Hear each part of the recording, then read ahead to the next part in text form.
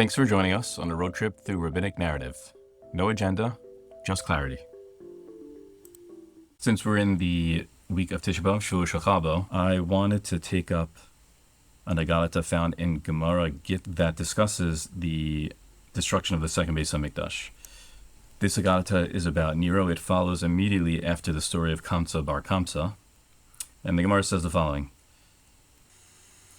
Now that the Romans were led to believe that the Jews were rebelling, Shadar Ilavaihu leNero and Caesar, Nero was sent towards Yerushalayim.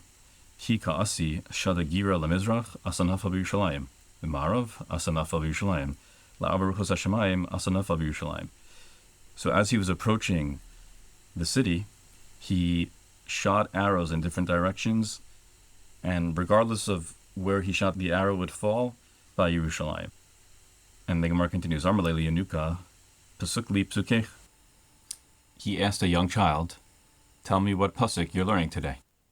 So the young boy replied, quoting a pasuk from Yecheskel, Amarle venasati es nikmasi be'edom biyad ami Yisrael. I will take my revenge against Edom through the agency of my people, Bnei Yisrael. So Amar, Nero says, Kutrabrichu ba'i l'charuve beise, uva'i l'chapure yade ba'ahu gavra. Hashem wants to destroy his house, and he wants to wipe his hands clean of that man. Arak va'azal bi'igayir. So Nero ran away and converted to Yadus. V'nathak minei Rabbi Meir. And Rabbi Meir descended from him. This is a really interesting story about Nero, and there are a lot of questions we can ask about this. But I'd like to focus on the following questions.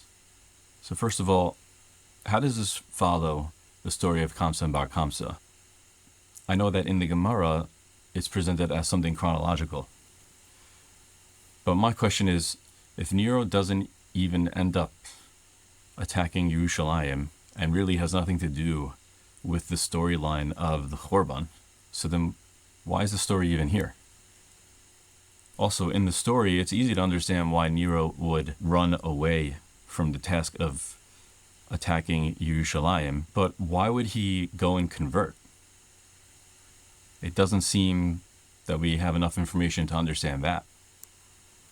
And third, this is a story about Nero, and so how does Rabbi Meir fit in?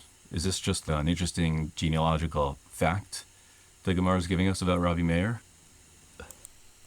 So as I was thinking about this, I realized that this version of Nero's life is very different than what we find historically from, for example, Josephus' account. In Josephus' account, Nero actually never makes his way to Yerushalayim.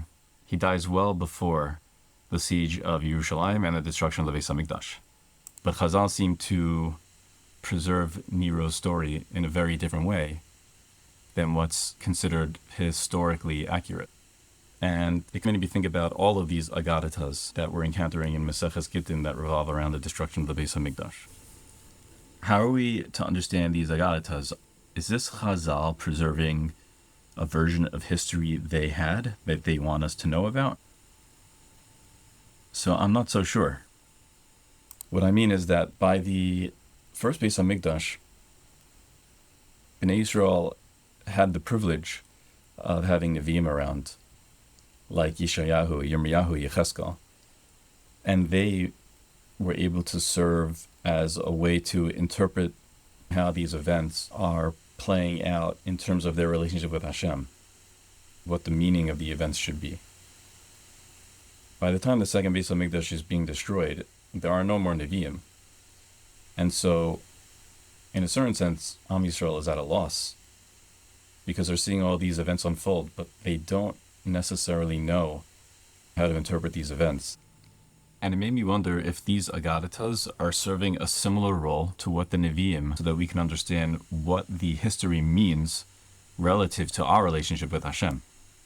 Once I took this perspective, I started asking different questions about the Nero story.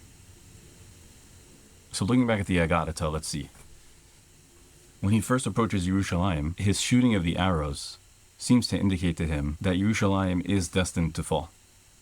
Apparently, the information from the arrows wasn't enough for him, and so he still asked the child to tell him a pasuk. The pasuk quoted by Yechezkel referencing Edom is actually part of a larger parak where Yechezkel is announcing that Hashem is going to exact punishment on many of the nations that persecuted Bnei Yisrael. What's even more interesting is that the pasuk by Edom actually says biyad ami Yisrael. Not just that they're going to get punished by God, but they're going to get punished by God through the agency of my nation Bnei Yisrael.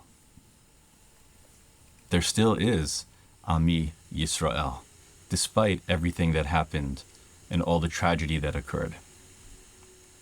And I think that's why Nero comes to the conclusion that he does in the Gemara, which is that Hashem wants to destroy his house, but he also wants to, so to speak, wipe his hands clean of it. He calls the Beis HaMikdash Hashem's house. This is actually in contrast to the story of Bar Kamsa, where it says, Hechriva es beitenu. In the Bar Kamsa story, they're referring to the Beis HaMikdash as our house, but Nero is referring to it as Hashem's house. That really struck me as I was reading this Gemara. Suddenly, Nero's not talking about our house. He's talking about Hashem's house. And it sounds like he's recognizing that the fact that the Beis HaMikdash is destined to be destroyed does not signal the end of the relationship between Hashem and Klal Yisrael. And that's why whoever carries it out is still going to be responsible for their actions.